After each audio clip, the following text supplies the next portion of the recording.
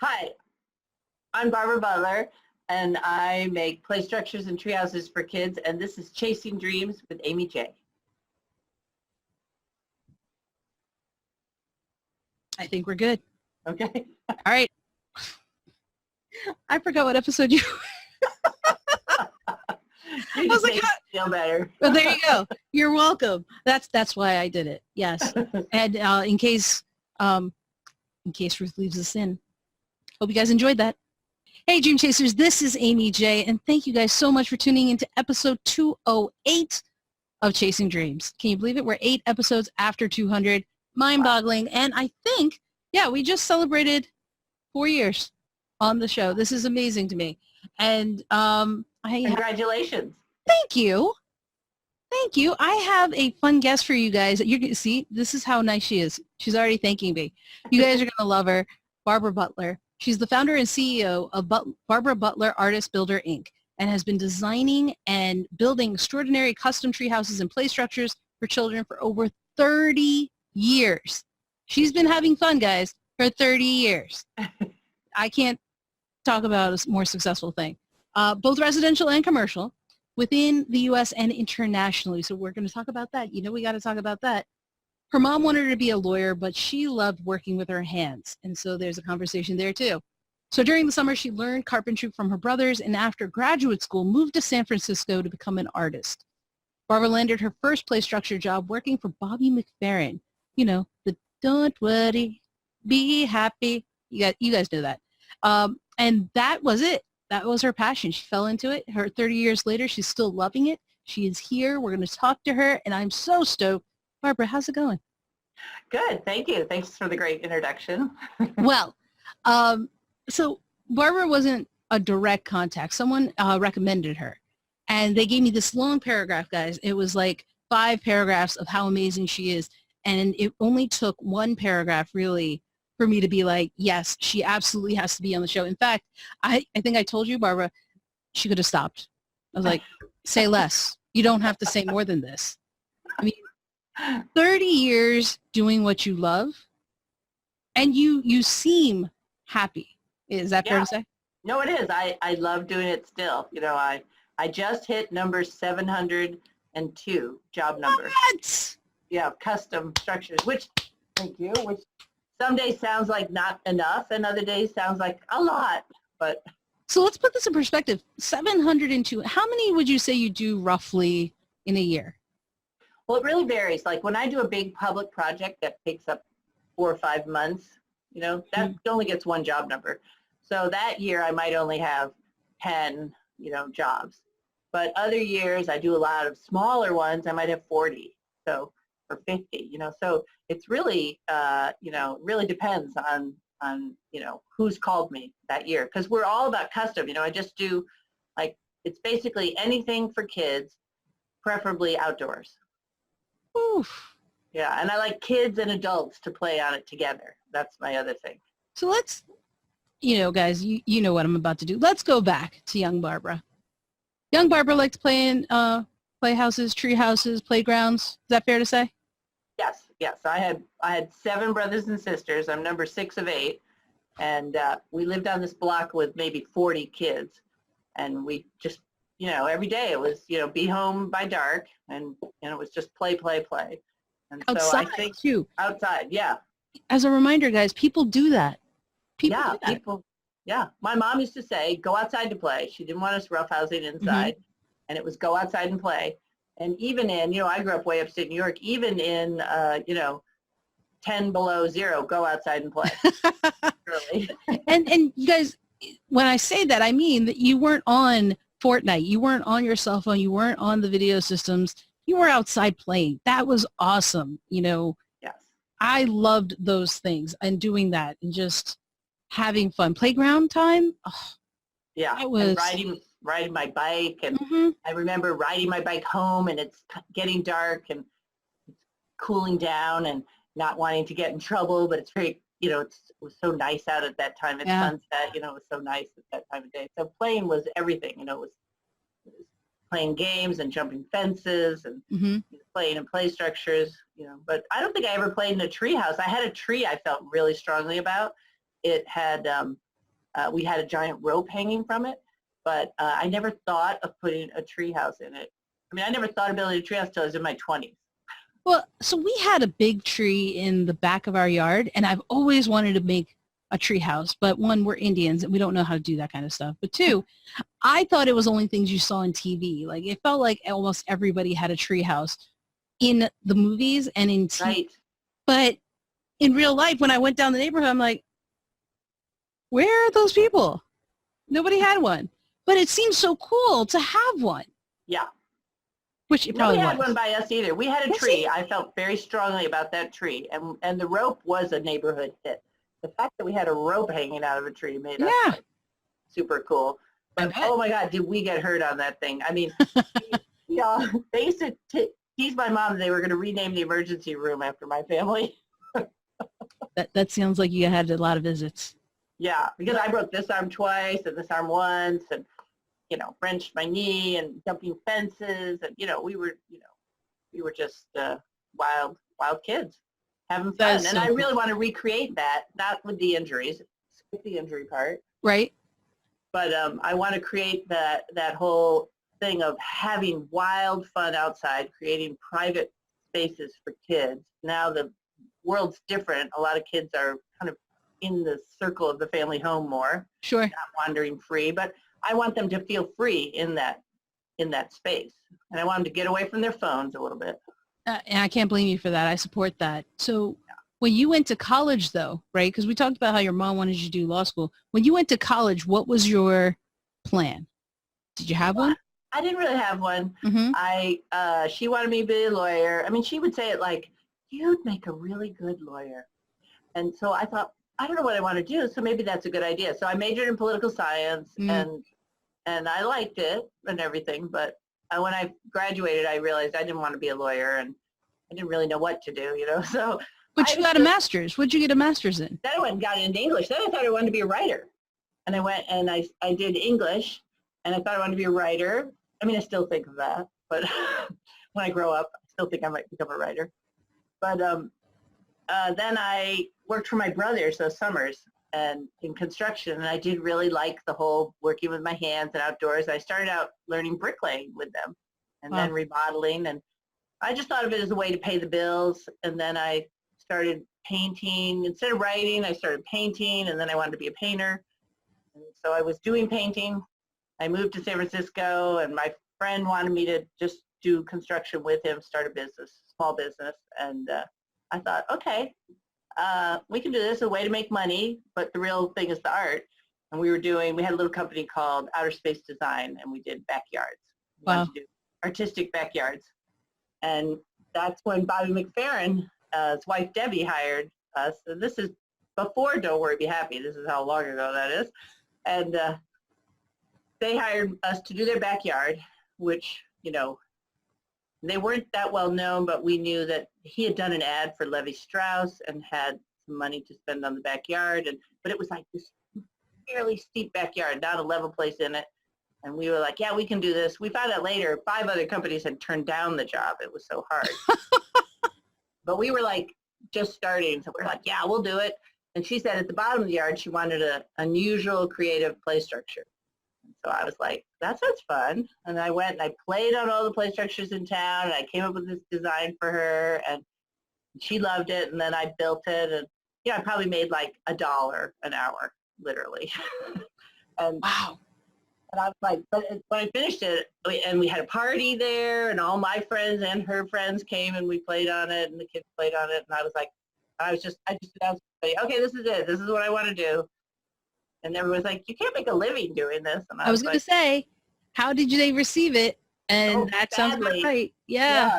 Everybody was like, you can't make a living doing that. My sister Suzanne, I said, no, I want to do this. I want to get a team, and I want to go around the country, and I want to build them for people, maybe eventually do public parks too, but start with backyards. Sure. And my sister Suzanne, who worked in an insurance company, she was like, let's be realistic. She said, let's add up how much that would have to cost. And she did this rough thing, and she said that people would have to pay $10,000 for a play structure. People aren't going to do that. And I was like, yes, they are, and then she eventually quit her job in the insurance when I got so busy in 99 and moved out here and incorporated the business and is my business partner. And every time we get a check over $10,000, I take it in and say, oh, look, no one's going to pay $10,000 for a play structure. Okay, we got to talk about this because even though you faced that criticism, even though even the closest people to you were doubtful of it, you still did it? Yes, I am a little stubborn. Is that what it was? Stubbornness? I think so. I also, I tended to think it was a good idea. I did, I do like, still, I mean, they still feel that way about me. And, a lot of my family works in the business now. And in fact, pretty much everybody in my family has worked for me at one point or another. And they all know that if I get a crazy idea, I get like, no, I really think this is going to work, and so I have the conviction to believe my own ideas. So. I love how you said that, having the conviction about your own ideas, because I think sometimes we allow people to sway us. Exactly.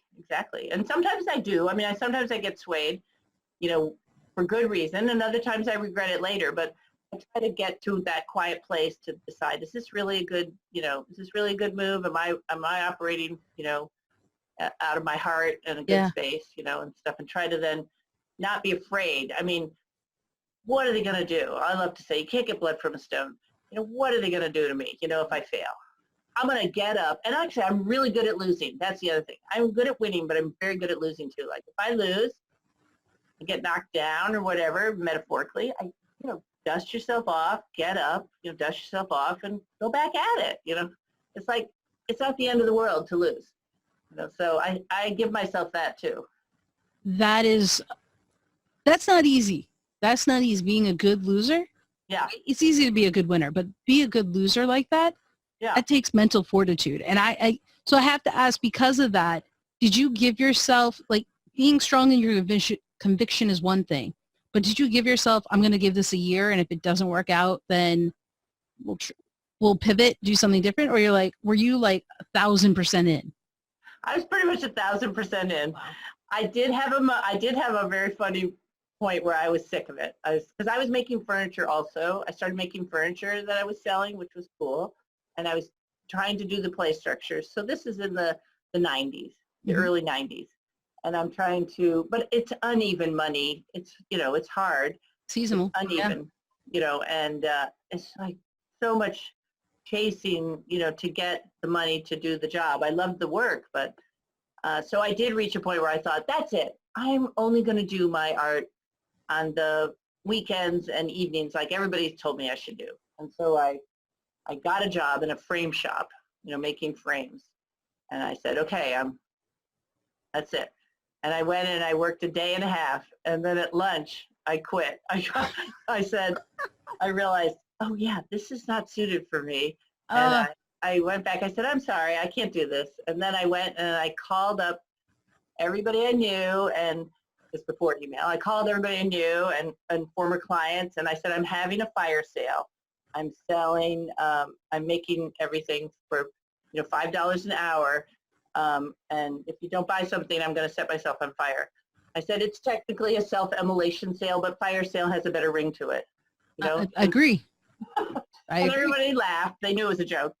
Everybody laughed, but I got a bunch of orders, and I were, for $5 an hour, you work. But I realized that it was going to make me happy, and I have to say, I never turned back after that. So that was my one pivot away, and it didn't last long. And then after that, it was like, that's it. I'm all in. So, I'm still in the all in. We still face hard times, and I still have to say, people, my family still loves to say to me, aren't you going to stop doing this? You work so hard. It's like, I love my work. What do you mean? I love it. You're one of the awesome few, or it's not a minority, but I think at the moment it is a minority, who are truly passionate about what they are doing and allowing themselves to follow their passion versus the money. Yes. Yes. Like, did that ever come into your mind? No, I mean, it's still a basic problem I have, that I'm very interested in building and making these things. I'm very interested in kids playing. These are things I'm really interested in, how kids interact with each other. Daycare. Yeah, I love making ones for daycares for young kids to play with each other. But that's a whole other thing. I'd love to start a nonprofit to help low-income daycares get better play structures. But I'm not quite there yet. But, I just realized these are things I'm interested in. And, oh, yeah, I have to make money to pay the bills. And now it's like I have to make money to make payroll. I have to make money to keep everybody off my back. But it's really not my main motivation. Really my motivation is to, make something beautiful, fun, and cool for kids. And guys, if you're listening to this on the podcast, be sure to check out our YouTube channel where you can see the episode of this recording. And Barbara has, can you describe what's in the background? Oh, that's my shelf with all my samples. It has rope, and there's my pink hard hat that I wear to site, my pink hard hat, and it just has wood samples and all sorts of things I collect, metal. I have my bike horns. I have a whole collection of horns that I just like. You're just coming from a job, right? You were working? Yeah, we were on 2 sites today, and so I'm a little sweaty, but you can't tell. But I still love to go. That's the thing. I'm very involved. I mean, I still run the shop. Yeah, I used to build them all myself. Then, because that very first one, a friend helped me. And then what I would do is have a few friends help me. And then I eventually evolved to talk my husband into helping me full-time, and my brother. So they worked for me full-time. And then we did them, across the country, and we built them on site. We'd be gone for like 3 months. And then we did one in Connecticut in, I think it was 98. We did this one in Connecticut, and we started a little late, and it snowed a little early, and we were finishing it, and then, In the snow? In the snow. We were finishing it, and they were like, okay, we're quitting. If you keep this up, you've got to get a shop. We got to switch. And I was like, okay, good idea. So I came back to San Francisco, and we rented a shop, and we switched to modular building, and we rented a place, and we just totally changed the way we did the business. And that was in 99. And so that's when then, the shop has grown since then, but it's the basic idea. So I love this story for so many reasons. We've talked about a few of them. But one of them is that you pursued an area of interest that, one, you were passionate about, right? Mm-hmm. But based on your formal education, yes, you didn't really have a business background.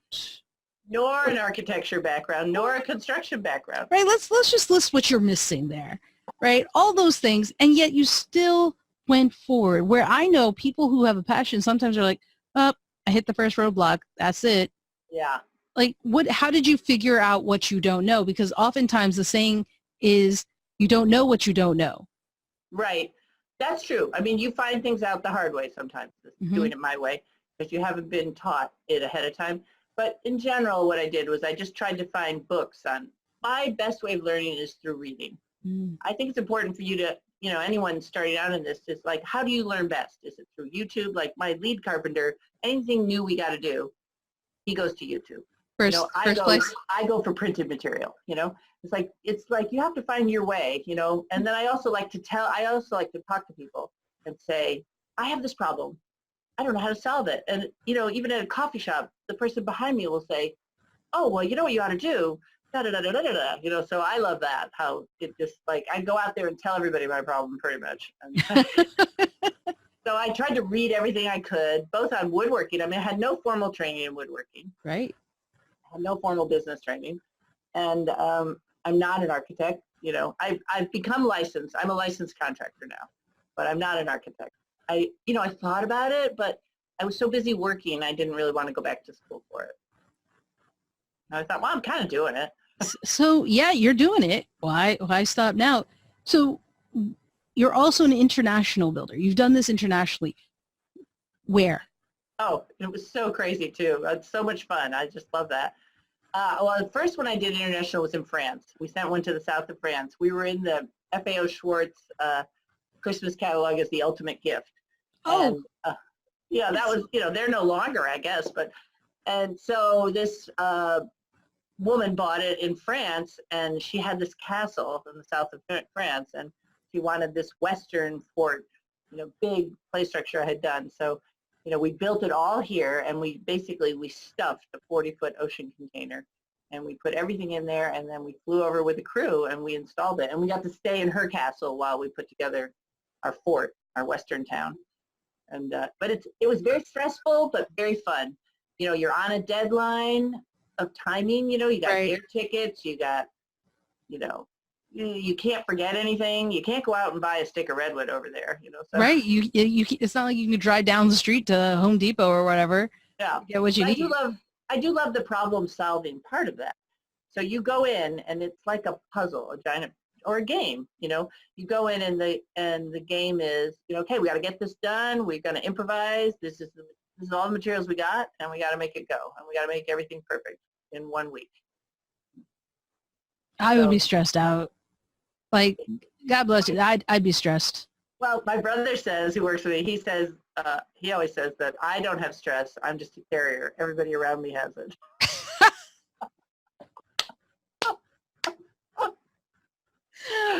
I guess that's the best way to do it. Well, it's just, to me, it's not stressful. It's fun. I mean, I feel like I've decided a long time ago, I mean, really, you know, you mentioned about balance earlier, but really, I decided that the business comes first, you know, the business, which is my art, you know, they're the two together. It's kind of like the secret weapon too, you know, it's like, you know, I won't necessarily do, you know, I won't do something just for the money. It's my art too. Yeah, but so it's art hiding as a business, you know. So let me ask you, what is a benefit or unforeseen benefit, right? Because it sounds like there are a lot of things that are working for you in doing this, but that something you didn't expect to happen that really surprised you in a positive way about following your passion. I think you get to see, I mean, the thing that I've done with my commitment, you know, basically I'm married to this, you know, enterprise. And I think I'm impressed with my own commitment. You know, I mean, I think you really get grit. It's like, no, I am making this happen. And when I hit stumbling blocks, it's like, no, I'm not going to violate my principles, but I'm going to look around. I'm going to hunt around like a hungry tiger and do whatever I can to make this a success. So, and that grittiness, you know, getting in touch with your own grit to do what you have to do to get it done is very satisfying. I mean, you're living the life that I think many people who chase their dreams want to live, but are afraid to do. Yeah. Well, you just take baby steps at first, though. I mean, I take more risk maybe now because I have more experience, you know.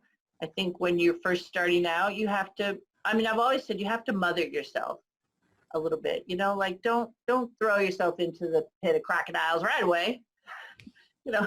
So it's like, you know, you want to take care of yourself and you nurture yourself, and, you know, you have to learn, you do have to be kind to yourself that way. But then also there's a certain point where you have to say, no, you are staying up all night to finish this because you said you would. Yeah. And it's like, do your homework, you know. So in a different way, at least with something you enjoy. Yeah. And even if you don't enjoy the moment of it, you want, you know, you want to get through it with honor and with, you know, accomplishments behind you. Every time I finish one, I'm like, yes, another one, you know. He's 702. I know. Do any stand out more than another? Like, give me one. Well, the second international one, I did two in Korea actually, and those were really, you know, same thing, you know, like such an experience to get to go there and to interface with the people there and to bring in the crew. Some of the crew had never been out of the country. I mean, it was so interesting, very, very hard, but you know, but a cool design too, you know. So I love to try a new design. You know, I love to always keep trying something new. So I don't know, you know, I kind of have the new baby syndrome. Usually the newest one is the one that I like the best. I just keep getting better and better, and it becomes different and different. It's just that latest one. That's the one. I know. It's like, well, that one. 702. That's my baby right now. When 703 comes, forget it. 702 is a thing of the past. Yeah, right. 702 is like, what? I don't even remember. No, I do remember. And we actually just met, we were redoing our website, and we went through the list of, we were trying to decide the order, which ones to put in archive, because there's too many to put 700 up on the website. So we're trying to decide which ones to archive and feature. And And Suzanne, my sister, and I are going through, and we're like, oh, I remember that one. And it's like, people sometimes call and say, I don't know if you remember who I am. I'm like, no, I remember every one of the 700. That's awesome. They're just So, they're like kids. so I have to ask, as a woman in an arena of an industry that is not commonly known for women to venture, Yeah. were you unnerved by that? I mean, clearly you went ahead and did it, but Yeah. did you face any issues, and did that ever give you pause or a second thought? Well, I definitely ran into it. I mean, I have 3 brothers, 2 older, 1 younger. So I kind of grew up between the brothers in my family, and they teased me a lot. So that maybe toughened me up a little. But no, I've definitely ran into it, and it's less now, but I'm underestimated a lot, and I'm not taken so seriously. And they say at the hardware store, they'll be like, "What do you need, hun?"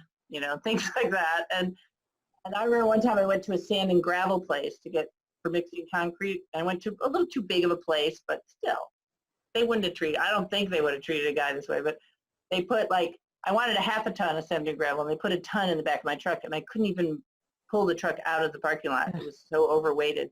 And I went into the office, and I was like, I can't even drive the truck. And they were all laughing in there, and they're like, well, you better get some of that off of there. And I said, well, how do I get it off? And they're like, I think there's a shovel out there. And so I had to go out and shovel off a half a ton of sand and gravel. They were just watching you. Yeah. I was like, oh, I'm not afraid of hard work. So I just went out and did it, and I made sure I never went back to that place again, But, maybe now I would have gone in and pitched a different fit, a little bit more. But back then I was trying to, Prove a point. prove I could do it or something. Well, you showed them. I mean, there's a number of ways, right, that people can respond to that. Yeah.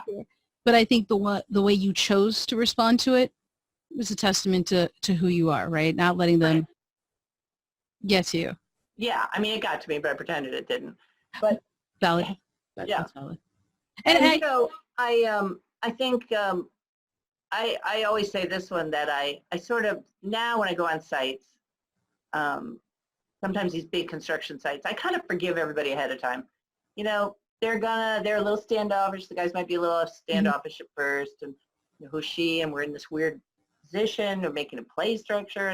But I know by the end, they're going to all be over there climbing on it and asking me for jobs and stuff. So, I sort of decided just to sort of forgive them ahead of time and, just wait, see what happens. But now I have to say, I've been doing it so long in this area that I show up on site and they come over and I know your work, I love your work, so it's, it's kind of reached that point. But I remember at the beginning, it felt very, definitely crashing the boys club. And my main method was just to sort of ignore it and just be like, well, I'm here, I've been hired, this is what I'm doing.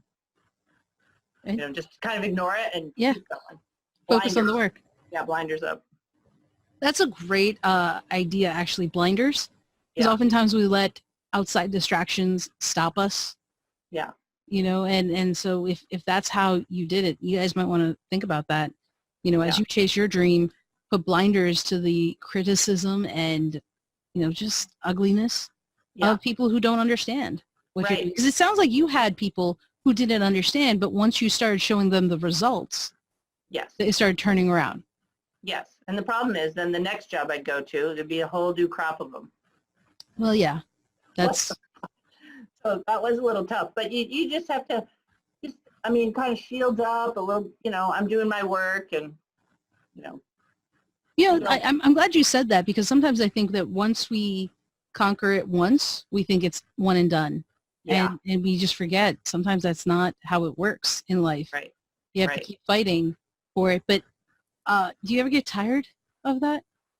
Yeah, I do. I mean, I have to say I seem, so far so good. It seems to be it gets better with experience, because now I can stop it in its tracks and I have more experience, and I think they don't test me as much anymore because, probably they can sense that, I'm like, just don't get in my way. I mean, I remember one time we went to this site and it was so, it was this huge construction site, all these guys, and we're in a pickup truck, 6 of my crew, I'm sitting in the middle in the back in the crew cab just to be, we had to shuttle in because it was such a big site. Mm-hmm. And we're supposed to go way over to our treehouse site. And there's a guy in a big backhoe, and he stops us when we're driving up and over. He goes, no, you got to park over there. We had the back of the truck full of stuff. And he's basically saying we're going to have to walk a half mile with all our stuff and all our tools, everything. And the guy driving was like, oh, okay. And I'm like, no, let me out. And so they had to open that, had that weird double door. And oh, yeah, in the back of the pickup truck. I'm like, let me out. I was so excited. I was so excited I was going to go have a fight with this guy. I was just so excited. And I got out of the car. As I'm getting out, Marco, one of my carpenters, said to the new guy, he goes, oh, watch this. And, and I'm marching over to the guy, and I was like, okay, let's take it easy, though. It might be okay. And so I get over, and I'm like, we are driving through there, going over to our job site. I just waited. I thought, okay, I've said a regular sentence. I was just like, I was so ready to have a fit. And we had this stare down. He's up in his big backhoe, and he's just staring down at me, and I'm looking up at him, and I'm like, come on, jump, go ahead, make my day. This is what I'm thinking. So, and then finally he says, okay, and he moves out of the way, and then we got to go over there. It was like, I think you have to be ready to fight, too. I was ready to fight. I try not to fight unnecessarily, but I am ready to fight especially for my work, Well, it sounds like you fight for your dreams. I mean, yeah, got to fight for them. You've been doing it for over 30 years from the very beginning. And that's amazing to me. Okay, so I want to share with you because, we've talked a lot, but I want to share with you why your story resonates with me and why I love it so much. One, you fought for it, right? Hands down, you fought for it. Two, you didn't stop. Even in the face of criticism, not just criticism, but just the uncertainty, the meanness of people, the times being a minority woman doing that, like a woman doing that, but in the minority of the gender. Yeah. And so you faced all of that, and yet you still did it. The money wasn't probably coming in the first time. The money was pretty slim too.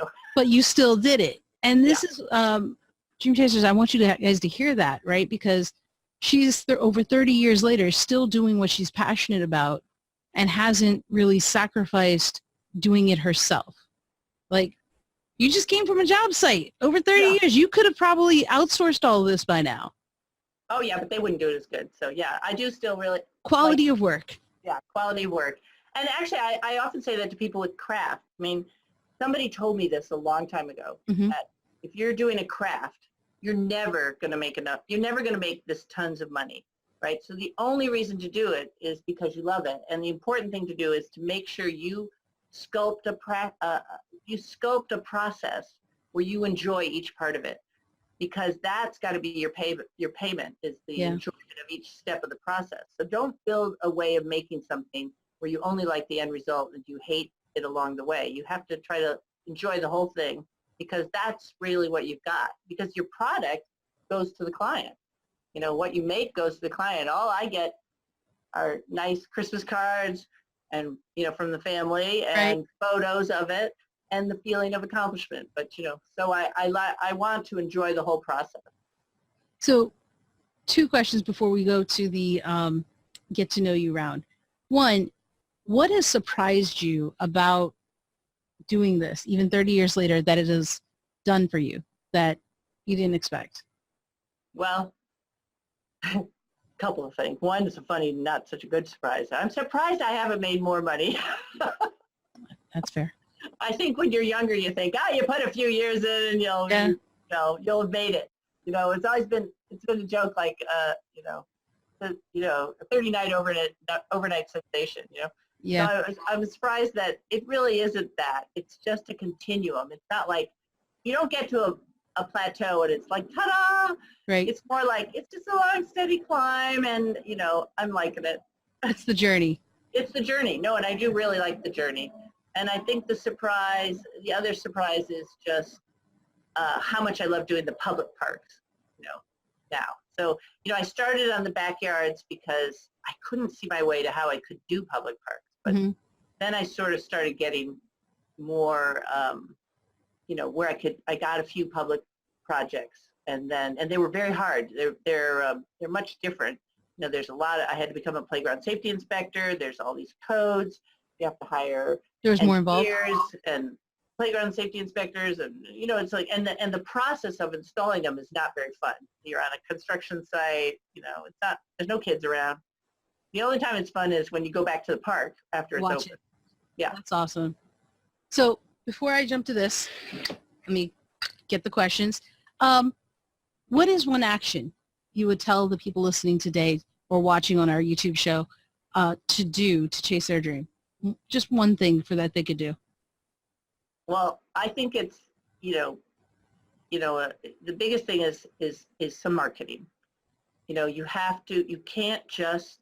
I set a goal originally when I read about it somewhere that if you do 4 days of your work, you got to put in at least a half day of marketing.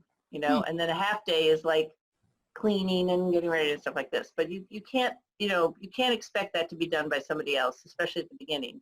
You have to go out there and put yourself out there and try to sell your work and get people to see your, don't wait for the world to find you. You've got to go out to the world, and that's hard for artists to think of a lot. And I think when you have a new dream too, when you're chasing a dream, you think, well, I'll just do my thing and I'll be discovered. And it's like, no, I think you got to go out there and put yourself out there and let people know you're there. Definitely. That's so true. All right, Barbara, it's time to find out a little bit more about you. You ready? Oh, yeah. All right, we're going to do 5 questions. Number Okay. 1. Am I looking at this the wrong way? Oh, okay. I was like, why is this? All right. Who would you choose to play the main character in a movie of your life? Oh, wow. Do I get to be young or old? Hey, it's your life. You get to choose. I know, my life. Who would be my life? I mean, let's go with Nicole Kidman. Oscar award winner, Academy Award winner. Too. And she's a little tough, She is. I think it fits. I can see it. I can see it. Really just threw it out there, so. Okay, this is a weird one. If you ran for president, what in your past could be used against you? I was president of my student high school, my student council in my high school, and so I have experience, But let's see, from my past, what could be held against me? Oh, well, I foolishly was married when I was 26 for 3 months, and then I left. Oh, wow. Yeah, and my family everybody was, really disappointed in me, and that was another period of like, oops. Right. Hey. I just knew I couldn't stay. I had made a big mistake, but it did go over badly with the family and friends, and It's never easy. no, it wasn't. But it was a good decision because I really kind of committed to being an artist after that. And I just knew I was going down this path that wasn't my path, and I needed to do a complete switch. But I see now that kind of made me a jerk. I was a bit of a jerk in the process, and I feel bad about that. But, I got to give you credit. A lot of people would just suffer down that path. So, Yeah. it's better for both of you. Right. Yeah, certainly. Better for me. All right. Number 3. Here we go. What is your biggest pet peeve? Oh, my biggest pet peeve. Well, I think it's excuses. I don't love excuses. Like, I know we have to give them sometimes, but I'm a little bit more like, I'm sorry I didn't get that to you. I'll get it to you tomorrow. I don't want to really hear your cat threw up, and I don't want to hear the excuses, and I worry, and I just don't think that, you don't want to get so into your excuses that it keeps you from just getting the thing done. Very true. Yeah, so I don't love excuses. My sister has told me that you have to give excuses sometimes for people to understand. So I've learned to give excuses, but in general, I don't like getting them. I don't like giving them. Fair enough. And as you chase your dreams, don't make an excuse not to. Yes, exactly. Oh, because I always say that it's making excuses is close to feeling sorry for yourself. And feeling sorry for yourself once you start feeling sorry for yourself, I think that's an indicator that you're about to quit. You're giving yourself permission to quit. Like, Ooh. oh, poor me, I feel so sorry for myself, and you're giving yourself permission to quit. And I just think don't do it. Don't even waste the time going down that road, of pretending you're going to quit. Just don't do it. It's like a pity party. Don't go on the pity party. Hear that? Hear that, guys? Keep that in mind. All right, number 4. Okay, what is your favorite memory of someone? This is in the room, but I'm going to go with what is your favorite memory of someone on your team? Oh, that's a good one. Well, let's see. I told you the one about my sister with the check. That was a good one. Somebody on my team. Well, my husband, he was driving a cab, and he was organizing the cab drivers and everything, and he didn't even think of working for me yet, but he had told me that he had some experience digging post holes and landscaping when he was a kid and stuff, and so he actually got fired from the job being, the cab driver, mostly due to the organizing and everything. And I said, why don't you come and work for me?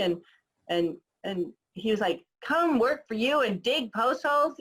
He was just horrified at that thought at first, and I was like, no, it's going to be good. We're going to have a lot of fun. We're going to do this for a lot of years. It's going to be really fun. And he was like, okay, but I just always love his face on that one. I still always remember whenever we're starting a new job, him kind of going, oh, what am I getting into? He's still a little bit like, But he's doing it. He's still doing it. Yeah, he's still with me. My sister, my brother, my niece did work for us for a while. She's on to a different job now, but. That's impressive because I get nervous working with family.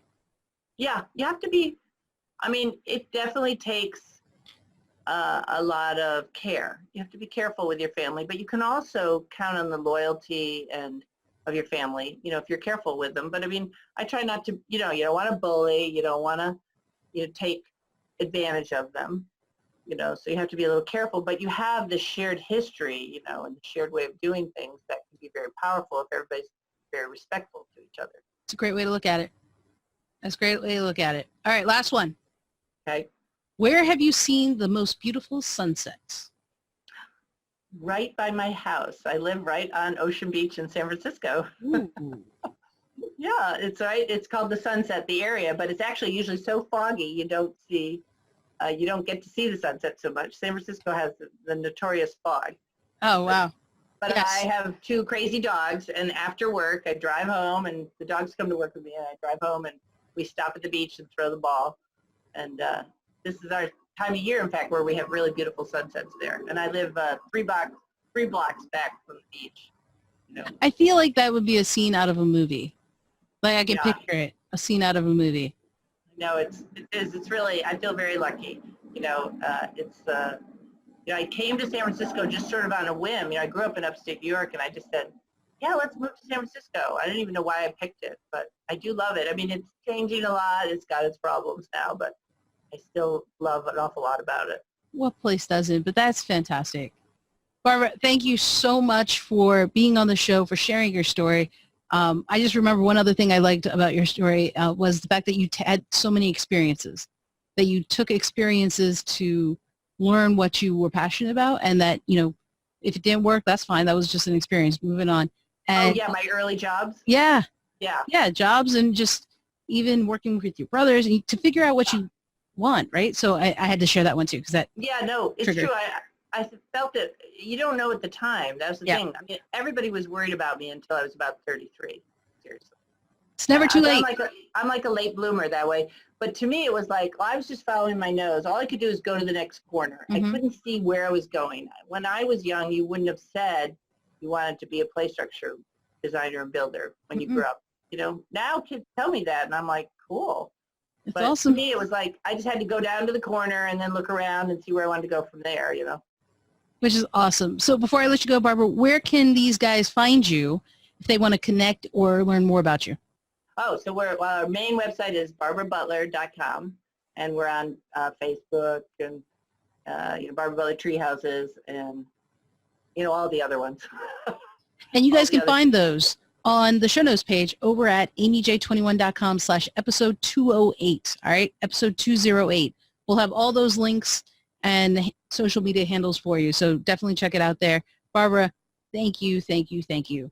Oh, thank you, Amy. You're great.